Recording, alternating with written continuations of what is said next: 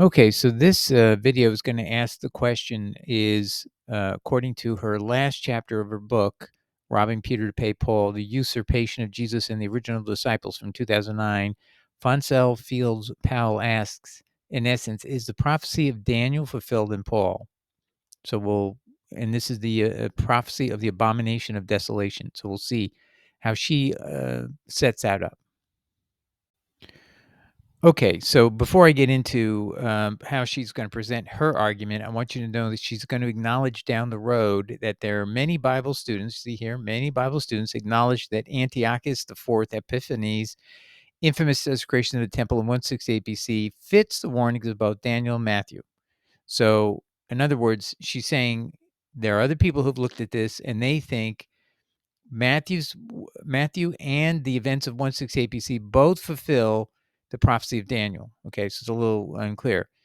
And there are, of course, more ways to pollute religion than by force of arms. So there's a prophecy of pollution, and she's going to say that can be done by what happens here, where you have someone who is the circumventions of a shadowy figure with the right hand of power can accomplish much the same thing. So she's talking about Paul. We'll go back and we'll see that. And so I just want you to know that she's aware that this is arguably fulfilled by Antiochus Epiphanes in 168 BC, but she says it's one of these, if true, it's a dual fulfillment. And so I actually think there's no question that that was not anticipated to be the fulfillment of this passage. And Daniel is talking only about the prophecy that would be fulfilled in Jesus' time, because that's how specific in the context of his prophecies are about the Messiah's coming and dying, being cut off, and then making an atonement for the people. So this is why but she's bowing to what the scholars who say, you know what, this has already been fulfilled. So don't imagine it'll happen with Christ. But that's not a complete answer. If it's fulfilled by two different people in two different time periods, that's still a valid prophecy.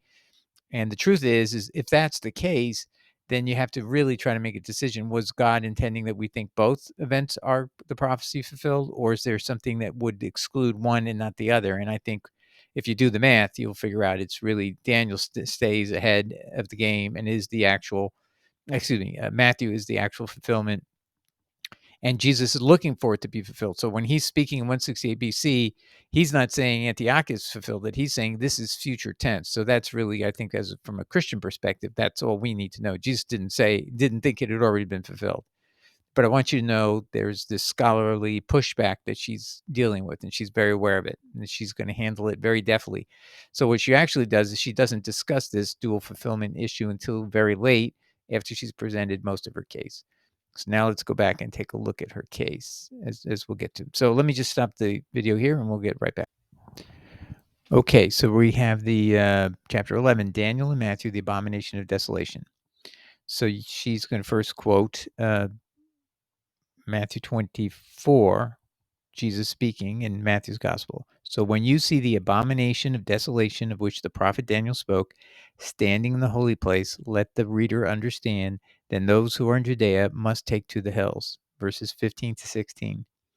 In the book of Daniel, the abomination of desolation is mentioned 3 times. Daniel describes Judaism under threat from evil sources in the mysterious form of animals and horns, furnishing readers with numerous allusions, allegories, and other perplexing information.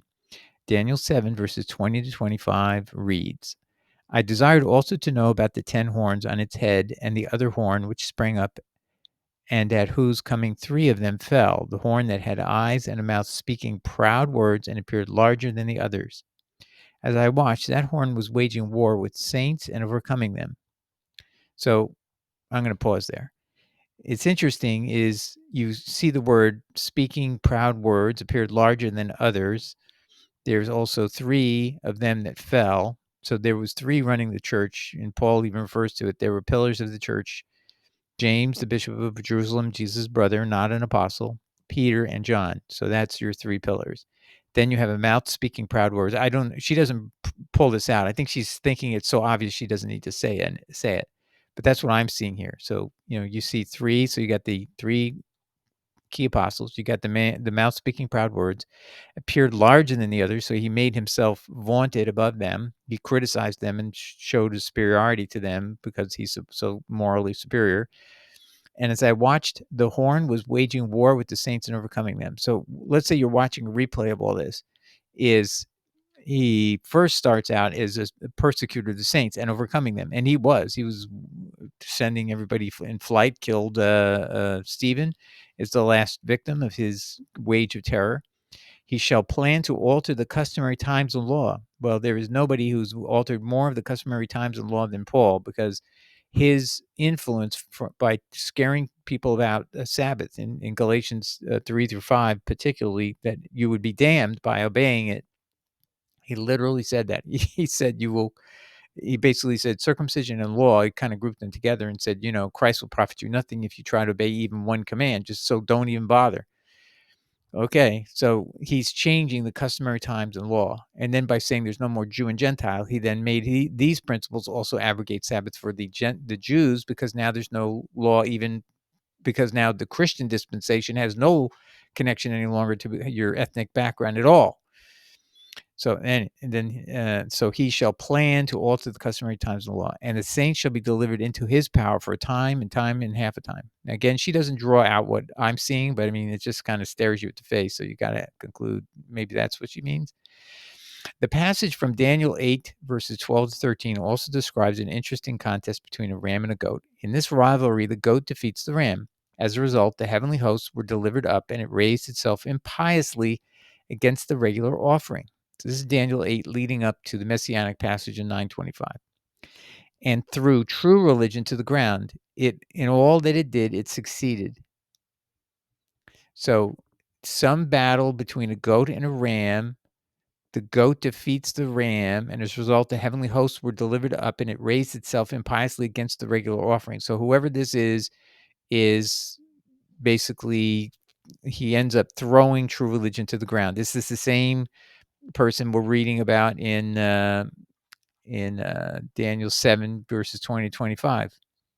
Not clear, but it comes at a time somewhat connected or somewhat close in time afterwards. Okay, then we get to, this is a Daniel 9, verses 25-26. So this is one of the passages where Messiah is mentioned in a completely prophetic sense that is, I believe we have videos that go review all the facts that Jesus fulfilled the prophecies of Daniel 9, 25-26. And Messiah is talked about twice here, and it's translated twice here as anointed. So there's one time, and here is it. Messiah is right there.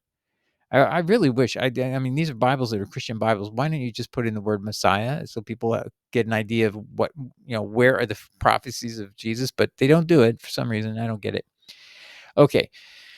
So let's read this. Know then and understand, from the time that the word went forth that Jerusalem should be restored and rebuilt, 7 weeks shall pass. And that was for this. We have our video on the fulfillment of Daniel. So it's about 400. It ends up 444 BC is the date that would have to be for this order to be. And it's exactly that time period. And Jesus exactly fits in these dates. So it's a miracle, right? It's prophetic. Okay, so when the word went forth that Jerusalem should be restored and rebuilt, 7 weeks shall pass till the appearance of the anointed, a prince. Then for 62 weeks it shall remain restored, rebuilt with streets and conduits. At the critical time, after the 62 weeks, one who is anointed shall be removed, with no one to take his part. The anointed is Messiah, and the horde of an invading prince shall work havoc on city and sanctuary. So again, we have videos that just go through all the dates and chronologies here, and Jesus, in my opinion, fulfilled these perfectly.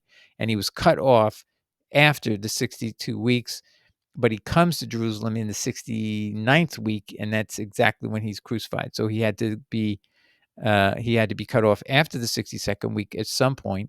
And then it says the Messiah comes to Jerusalem at the 69th week, and that's clearly matches precisely the number of years, goes right to 32, 33 AD. Okay, so that's all in our videos. So let's keep going. So I wonder if that's why she's citing all this. Why is she citing this? Not clear to me.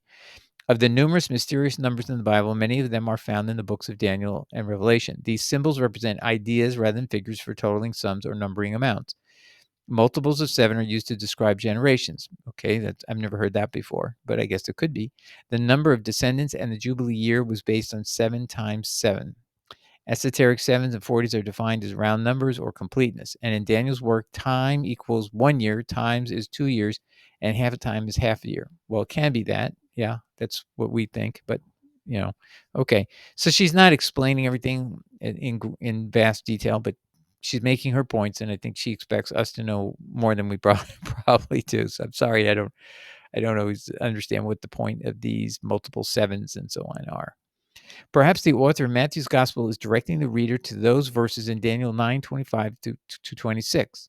Well, obviously, if it talks about the abomination of desolation in Daniel, it's probably well, actually, the abomination of desolation is not mentioned in these passages. Is it mentioned in 7:25? So she hasn't shown us the verse yet where it's mentioned. So we have to wait and see what she's going to tell us. Okay, so anyway, but the author of Matthew's Gospel is directing the reader to those verses in Daniel 9:25 and 26 in the cryptic 62 weeks, which seem to describe Jerusalem from 20 BC to AD 70. In 20 BC, Herod began rebuilding the temple. I think we can skip all that, to be honest. Okay, I've read through this before I started this video, and some of it's important, some of it isn't important. Okay, okay, here she goes. Daniel's first reference to the abomination of desolation is in chapter 9. In these passages, Daniel is reading Jeremiah's words about the 70 years Jerusalem will lay in ruins. At prayer over the plight of the holy city, the angel appears to tell Daniel that Jerusalem will be rebuilt and then describes the events to take place in the times to come noted above. The aggressor who causes such suffering in the holy city would then, quote, make a league with the mighty and put a stop to sacrifice and offering. And in the train of these abominations shall come an author of desolation. Now, I'm going to say something. She leaves it, a lot of stuff she leaves for you to figure out what she's saying. But remember when Paul appeals to Nero? This might be what she's thinking of is this Paul? Is he the aggressor? And so she never says this. I'm just asking the question. Maybe is she thinking of that? And is she thinking that Paul puts an end to the sacrifice and offering? I don't think so, because truly it came about during the siege of Jerusalem, and we have that in our video on the siege of Jerusalem and how that fulfilled the prophecy of Daniel. So they ran out of animals to offer during the middle of the siege, and they were very upset. The people inside the temple that they couldn't sacrifice anymore. They ran out of lambs to sacrifice. They thought they had enough, and there's some crazy guys within the temple that went and destroyed a lot of their food supply, and perhaps even kill some of their animals. So they thought they had enough supply for years. They could hold up in there, and they had underground water wells and all this kind of stuff. So they thought they were going to be fine, but these crazy nuts did this, and they had their own political agenda why they did that. Okay. And over 1 million people died in that siege, by the way. It was terrible.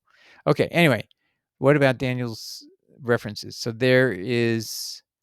And so an aggressor who causes such suffering in the holy city would then make a league with the mighty and put a stop to sacrifice and offering. And in a train of these abominations shall come an author of desolation.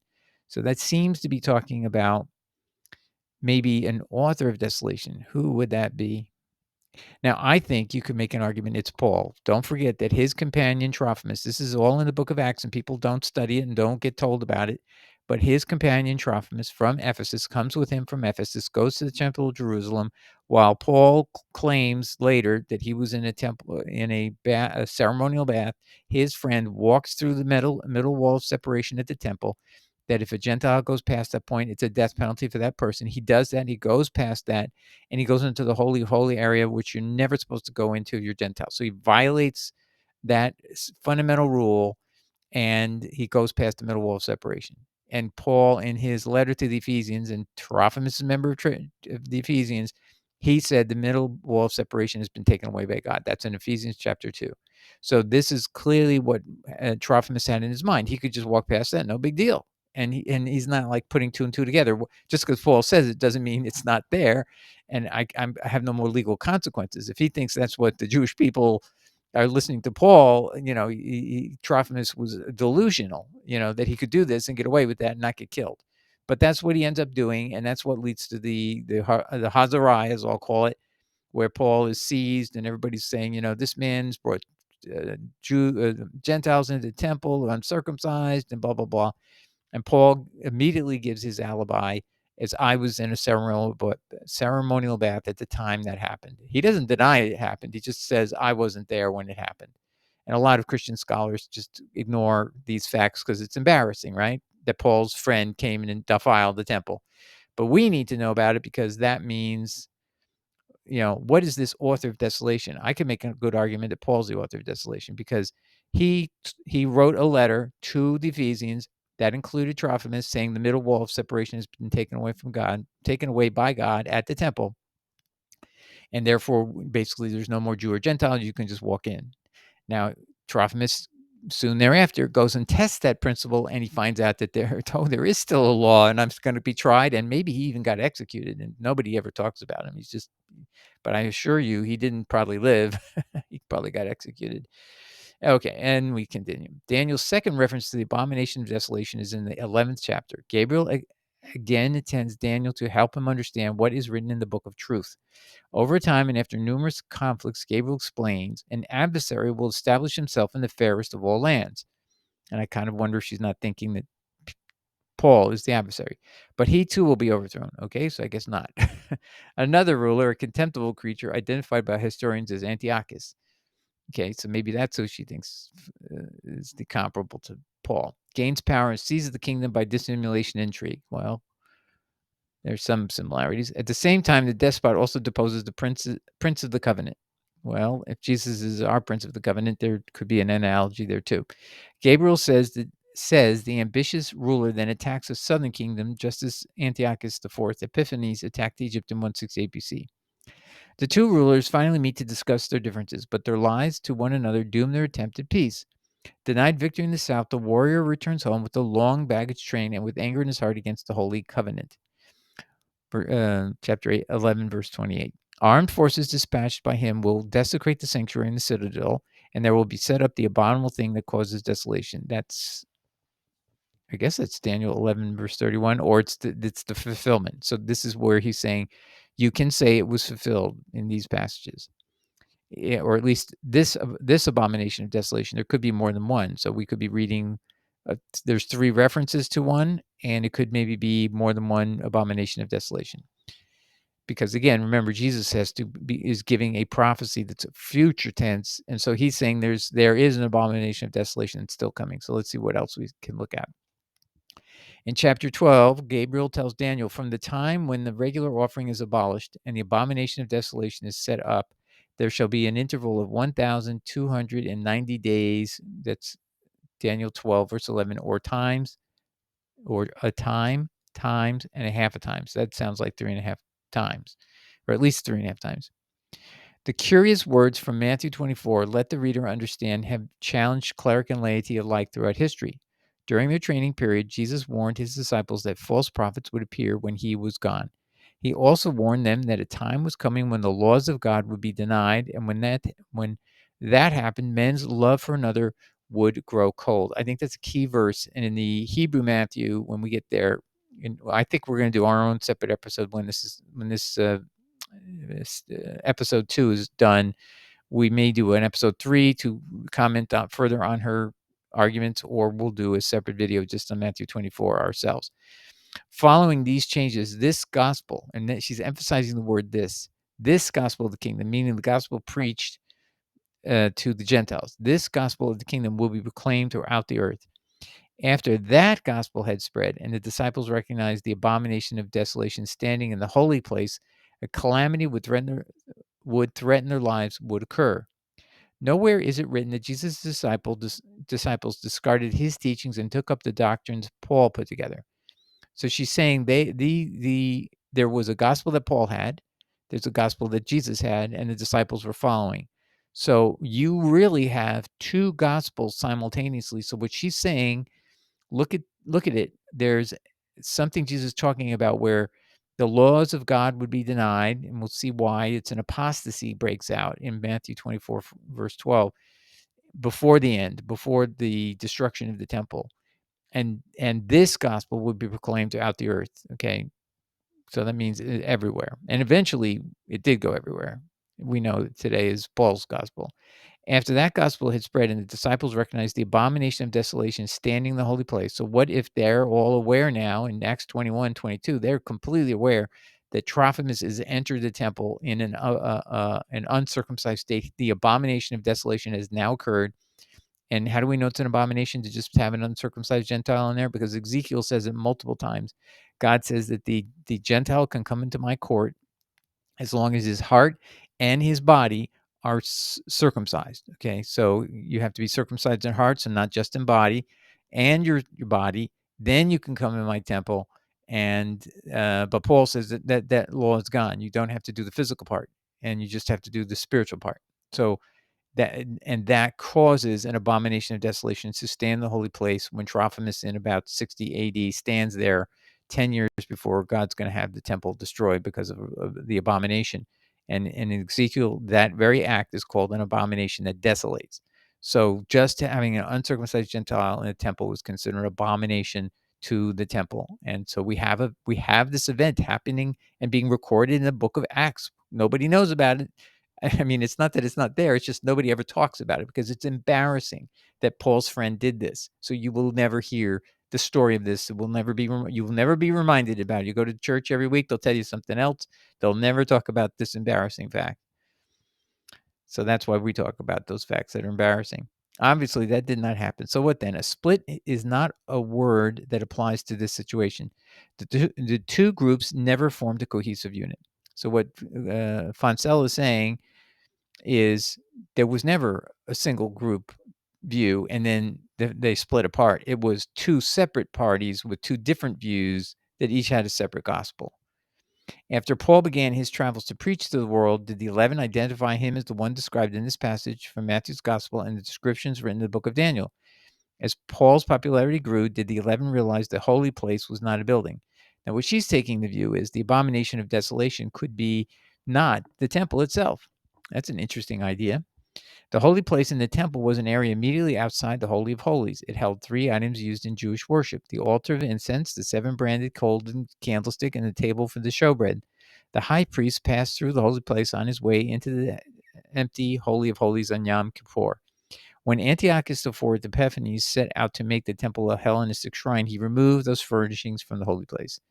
Some scholars say the 24th chapter of Matthew was for future believers, but the temple was standing during its writing and the Sabbath was still observed. It appears, therefore, to have been written as a warning to those still living in Jerusalem before Vespasian and his son Titus finally completed the destruction of Jerusalem in AD 70. So, in other words, it appears based on the temple prophecy and going on here. So now she's going back to this idea that this does defile the temple, is you have to have the temple in existence. So this had to be fulfilled sometime before 70 AD, or it never happened at all, or it would never happen. So we have an abomination of that desolates. We have Trophimus, Paul's companion, going in there. Now she's not saying any of this. I'm telling you how I would apply this. She's just giving us a general outline to look at, and then we need to do more work. She's leaving it up to the reader to do more investigation, is what I think is happening here. And then she goes into this detail. As a Roman citizen, Paul was safe from Roman censure in his religious efforts as long as his doctrine did not conflict with Roman religious beliefs and laws. According to Luke's writing in Acts, Jesus' Jewish disciples, however, had a turbulent association with Roman authorities from the start of the new religion. The disciples apparently warned Jesus' followers of the dangerous religion, that is, the belief system that would meld with Roman-controlled society. In other words, compromise, like a Pauline doctrine would be compromising in their view, I think she's saying. It would rise around them by using methods that had worked throughout the centuries. So Jesus actually developed a way of strategizing so that they would not be able to be co-opted or contaminated by Roman doctrine, which was to basically put the principles in parables. Parables carry messages in a way you can't remove the meaning of it, because the parable has a story built into it. So the meaning of the parable cannot be manipulated by just changing a word or two in its conclusion. So it's a very well-crafted way of protecting your message. And that's strange, right? You'd think, oh, a parable is mysterious. It actually is designed to preserve the truth of the message. You cannot, unless you're willing to deliberately change the parable, if you're a fraudster and a forger, you can never change the words that flow out of it, and without making nonsense of it. So you have to kind of leave the parables alone. It's a very protective mechanism. And so it buries the truth in there. So that's what she's saying, is they had learned in the past to use parables to protect the word. In this case, words from Daniel's writings were chosen to explain the troubles and times of the first century. Let the reader understand is therefore for the reader who has knowledge of the book of Daniel and can fit that knowledge around the events occurring in the first century. And then I've already read this part to you where Antiochus Epiphanes had desecrated the temple. And so there are, so she's acknowledging, I think she's acknowledging 168 BC matches the same type of event, but now we are still looking for Matthew 24 to come true, because there can always be a dual fulfillment. And that remains to be seen. And Jesus said it would happen again, basically. So I would look at it that way. And she's believing there's a prophecy about polluting the religion, and she thinks that can happen just by what we're seeing is somebody is trying to take a pure message of Jesus Christ and pollute it with Paul's message. Okay.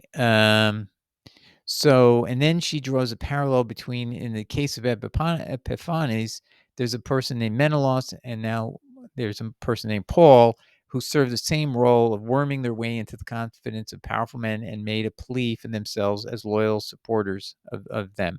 So she's claiming that his appeal to Nero was a way of going to the center of power to protect him and so on. Okay.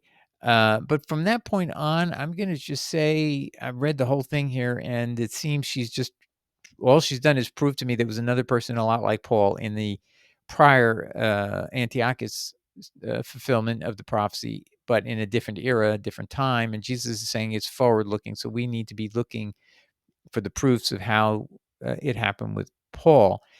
And then she goes into this whole thing about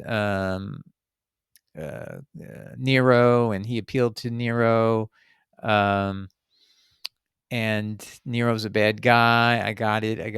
And then, yeah, boy, he was a really bad guy. You should read it. It's kind of gross and disgusting. What a creepy leader that guy was. He was nuts. Okay, yeah, and it's just a sicko, a psychopath. Nero was a psychopath, and he killed his mother. He killed his wife. He killed he's just a terrible person. Okay, he killed one of his wives who was only 20 years old. His female wife Octavia. Oh, sounds like a criminal. Well, okay.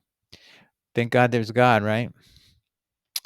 For final justice. Okay, yeah, she was 20 years old when she died. Okay, so he's a bad guy. I get that. But she's kind of wandered away from whatever point she was making. So to be honest with you, I like her book, but this to me is where she kind of loses me. Now, here's her conclusion. So after all of that, we've learned Menelaus is a bad guy. Paul and him do very similar things of gaining influence and power from powerful people. And then he asks this: surely the 11 saw Menelaus as Daniel's author of Desolation and Paul as Jesus' abomination of desolation. So, and I think what she's trying to also say is the reason Paul fits in there is that the 10 Commandments was meaningless to Menelaus. He was the guy under who was doing all these lawless things in 168 BC. And then we have Paul disregarding the Sermon on the Mount, which is basically a commentary on the 10 Commandments, if you don't know that. And so she's saying, see, so Paul, served the same role as Menelaus served under Antiochus Epiphanes, I think his name was. Anyway, so that's it. And now she has some very nice arguments or appeals to what we should be concerned about is who robbed Peter and the other disciples of the rightful places in Christianity, and it was a wolf in sheep's clothing, and so on and so forth. Peter lost his favorite state. It essentially has disappeared. Paul is alone on that well-lit stage now. There's been numerous objections throughout history about Paul's prominence in developing a religion very different from the one of Jesus taught, but yet it still only goes brighter. Paul's usurpation of the hollow place of Jesus and that of the original disciples is now complete. And that's the end of her book. So it kind of leaves you hanging is what is she trying to tell us? She's trying to tell us, look at this passage, can contemplate it. Are we actually, I think she's saying this prophecy is still in active operation. So I think we need to maybe examine it in more depth ourselves and see if what she's saying is true, that there's been a partial fulfillment and yet it's still ongoing. In other words, Paul changed the time and seasons, and we're still living in that episode where this has all happened, and we're still.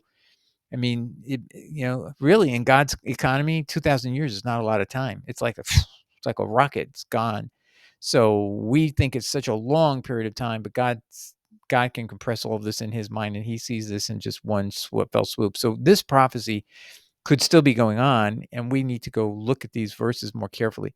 So anyway, it's good book, really good book, and you can see she knows a lot of detailed things that you and I would say, I don't want to say obscure things, but things that are important, but they're little. They look like little facts at first, and you say, but no, they're important to know them, generally speaking.